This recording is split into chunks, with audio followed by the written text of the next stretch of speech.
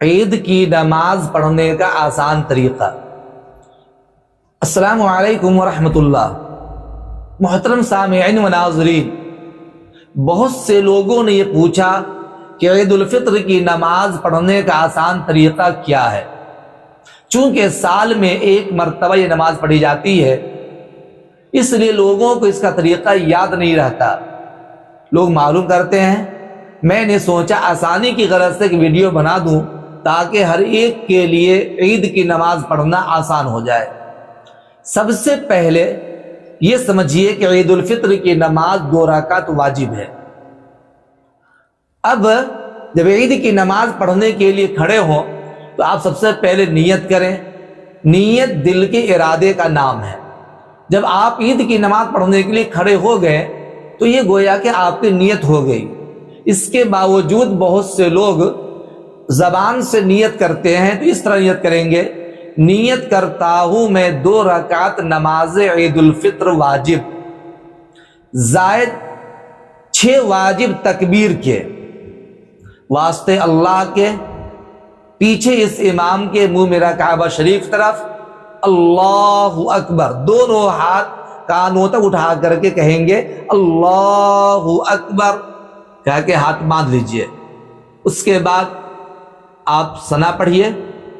ثنا پڑھنے کے بعد قرات کرنے سے پہلے 3 مرتبہ پھر اللہ اکبر کہتے ہوئے دونوں ہاتھوں کو کان تک لے جانا ہے۔ مثلا اللہ اکبر کہہ کر ہاتھ چھوڑ دیجئے، پھر دوسری مرتبہ اللہ اکبر کہہ کر ہاتھ سے چھوڑ دیجئے، تیسری مرتبہ اللہ اکبر کہہ کر اس کے بعد ہاتھ کو باندھ لیجئے۔ امام صاحب سورہ فاتحہ پڑھیں گے، کوئی سورت پڑھیں گے، اس کے بعد تکبیر کہتے ہوئے رکوع میں چلے جائیں، رکوع کی تسبیح پڑھیں، اس کے بعد رکوع سے سمیع اللہ لمن حمیدہ کہتے ہوئے آپ اٹھ جائیں، ربنا لک الحمد بھی کہہ لیں۔